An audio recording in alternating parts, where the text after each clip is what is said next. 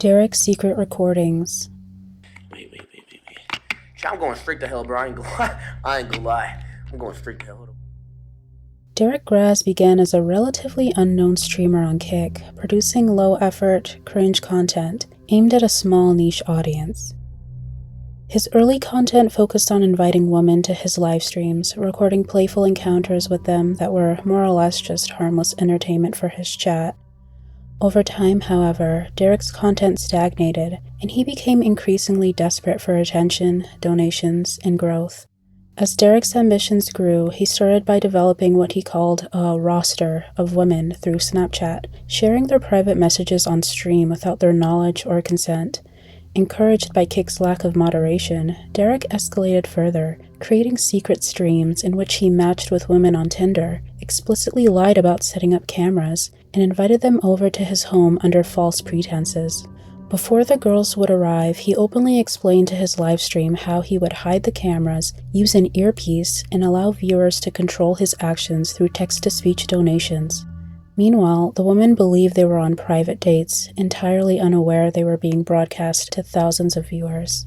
In one instance, a woman attempted to leave after Derek became more forceful, yet the stream continued capturing audio even when the camera was turned away. A second hidden camera encounter followed a similar pattern. Derek reassured the woman that the camera was off while continuing to broadcast her actions and words to the live audience. At one point, she felt safe enough to change clothes while asking him to look away, still oblivious to being watched. At the same time, chat messages during these moments were grotesquely dehumanizing, treating the women as objects for entertainment rather than real people. But the secret livestream recordings are only half of this disturbing case. He's also been accused of selling nudes and sex tapes of his ex-girlfriends in exchange for Kick subscriptions. Evidence from private Discord and Twitter group chats show his moderators and viewers actively trading the content, which makes this even more sick considering that at least one victim was underage when the material was created. He openly named the victims during these exchanges as well, exposing their entire identities to random strangers on the internet. Derek's mischief eventually collapsed into something far more twisted. In multiple clips, he can be seen soliciting minors on Omegle in the most disturbing ways. He's heard making sexually charged remarks towards these girls, and in at least one instance, he reacts to a literal child in a way that really makes me wonder how the hell he isn't in jail yet. Throughout all of this, Derek displayed a shocking lack of concern for any consequences. To save face, he repeatedly lied and said he'd reached out to apologize to victims, even though many of them have confirmed that no such apology ever occurred since they'd already blocked him. Despite Kick's long-standing reputation for turning a blind eye to these serious cases, they did eventually hit him with a permaban. Twitch and Tinder banned him as well, while YouTube issued only a brief 7-day ban. And although YouTube never fully cut him off, he's technically still there, but just barely posts anymore. He isn't currently active on the other few platforms he isn't banned from either, suggesting he's been keeping a low profile. Whether or not he's actually learned anything from this entire mess is up for debate. The 2.8-pound victim. Aspen Easterling, better known by her stage name Aspen Cartier, has been building a following online with TikTok, YouTube, and Twitch for nearly a year. She racked up over 100,000 YouTube subscribers and hundreds of thousands of monthly music listeners, gaining attention for her rapping and personality-driven streams. Her content often featured her eating seafood boils, lip-syncing, or casually interacting with her pets, but beneath the surface, there were signs of troubling behavior. Viewers began noticing her tiny dog was frequently confined to a cramped cage inside her home, and occasional clips hinted that she had a bad temper. At the same time, her treatment of her dog seemed unsettling, but not criminal, though this was soon about to change. Everything exploded on a single livestream when Aspen's puppy, a Maltipoo barely 2.8 pounds, escaped its cage. What unfolded next was utterly disturbing. She struck the dog multiple times, and the dog's frantic whimpers could be captured clearly on her microphone. Fuck you, bro.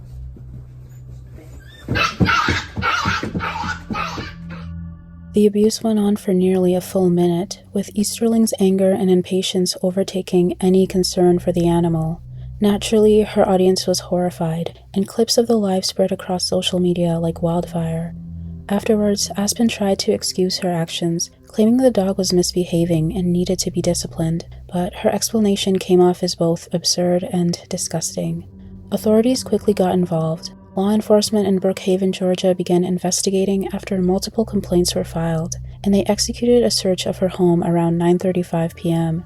Officers documented the environment the dog had been kept in, noting its distress and the shocking conditions. While the puppy was reportedly in good health, Dalles County Animal Control still stepped in and took custody of the animal, ensuring no further harm could occur.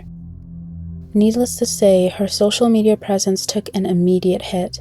Twitch banned her account for violating community guidelines, while YouTube and TikTok saw massive waves of followers unsubscribing or unfollowing.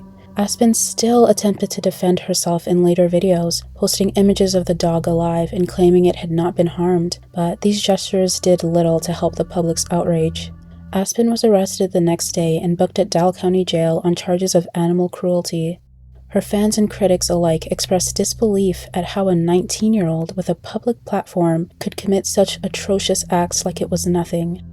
While legal proceedings are ongoing, Aspen's actions have already cemented this case as a brutal reminder that even the tiniest victim can leave the largest impact. The Notepad File. Lucari began streaming back in 2012, at a time when online live streaming barely resembled what it is today. For years, his grind was slow, and he went largely ignored. Around 2017, though, that persistence finally started to show results as he leaned into being more than just another gamer. By the early 2020s, he was a recognizable mid to high tier creator on Twitch, averaging around 1,500 viewers and peaking above 10,000 views during major events. After nearly 15 years of steady, deliberate progress, everything seemed to be falling into place for someone who worked as hard as he did, until one day, it all came crashing down. In the early hours of January 22nd, 2026, Lucari went live like any other day. While navigating his desktop on stream, he casually opened a Notepad file. Inside that file was a saved hyperlink, sitting there in plain sight. Viewers immediately recognized the link and began warning each other in chat, claiming it allegedly led to CSAM. Although the moment itself went by quickly, it could never be taken back. The chat frantically demanded him to end the stream. Lucari said nothing and didn't react, which, as you'd expect, only made things worse. Some viewers claimed they accessed the link themselves, reporting it allegedly contained around 1,700 files. These reports described material categorized as family nudism, jailbait, and lolly content. The sheer scale of the files further shifted the narrative from a possible mistake to something far more sinister. It also didn't help that past contacts resurfaced almost immediately after the incident, including Lucari openly branding himself as a god-tier gooner and publicly admitting interest in lolicon content. So clearly, this was a pattern for him rather than a one-off disaster. During the live stream, even one of Lucari's own moderators urged him to end the stream. Moments later, the mod announced that they were stepping down and cutting ties entirely, saying he needed to get help. Only after hours of silence did Lucari finally offer an explanation in all this. He claimed the link and the files were the result of a virus and insisted he never knowingly accessed or downloaded anything. Oh, I didn't do anything! I didn't do anything! That's why I'm not crying and sobbing! I didn't do anything, dumb. You just want me to be guilty so bad! Shut the up, Reed!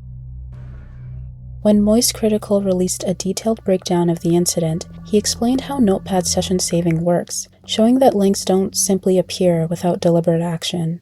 Multiple save tabs and file titles directly contradicted Lucari's statements, and so the virus narrative collapsed under basic technical scrutiny. Lucari later released a written statement admitting he continued streaming to downplay the severity of what happened. Although he never did admit to consuming the CSAM, he announced he was committing to a 30-day porn addiction recovery program. At that point, the situation had stopped looking like internet drama and started shifting towards the possibility of real victims beyond the screen that may be connected to Lucari. As of right now, we don't know if this is the case, but it definitely warrants further investigation. Live essay incident. Nina Lynn didn't start out as a streamer at all, and her rise happened far faster than anyone expected. She first blew up on TikTok in 2020 during the pandemic, where her loud humor, exaggerated NYC accent, and completely unfiltered personality made her impossible to ignore. Clips of her ranting, joking, and acting reckless pulled in millions of views almost overnight. Unlike many viral creators, she didn't fade out after a few weeks. What's up? What's good? What's good? Where you riding? Where you riding? I'm riding the garbage truck. What's poppin'? Her audience kept growing, turning her from a joke account into a recognizable internet personality. Within a single year, she managed to reach a level most creators never touch. She grew up in Brooklyn in a low-income household, and she's spoken openly about how rough that upbringing was. But her childhood was far darker than poverty alone, as she publicly admitted to committing years of severe physical and psychological abuse towards her younger brother. The situation became so violent that Child Protective Services and police were involved, with authorities initially believing her father was responsible. Nina later admitted she was the one causing the harm and even threatened her brother to keep him silent. So I was really aggressive with my younger brother, and he was like 6. So I beat him until he was like 15 or 13, all the way there, and like Child Protective Services came. That disturbing background would later resurface as people questioned her behavior as an adult. As her popularity grew, her content escalated into more reckless territory, including viral stunts like sneaking into the Met Gala in 2021 by lying her way inside. Fans praised the audacity, and the clip pulled tens of millions of views. That moment marked a turning point where shock value clearly became the goal of her content.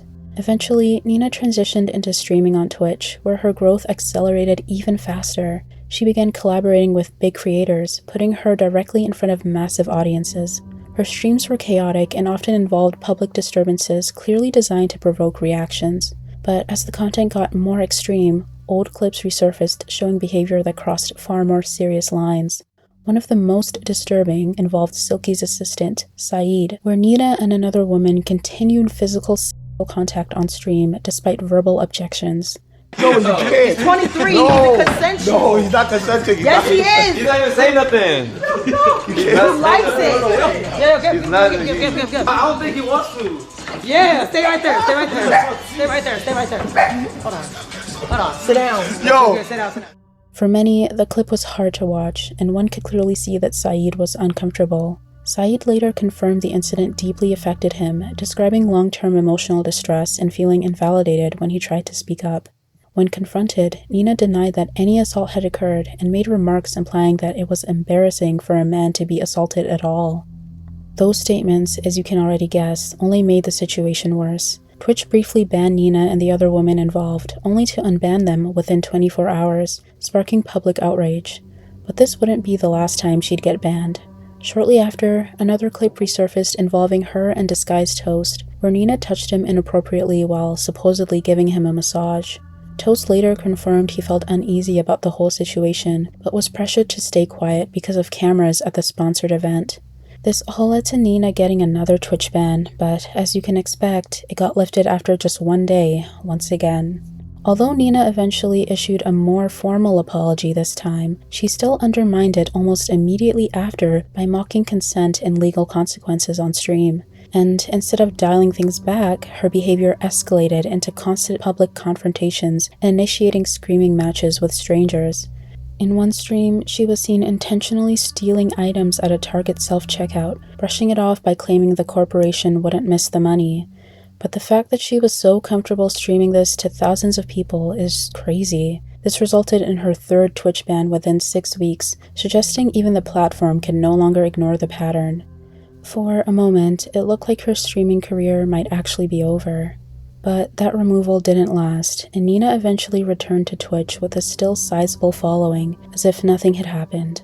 Critics argue that while her background of poverty and trauma helps explain her volatility, it doesn't excuse repeated harmful behavior broadcast to millions.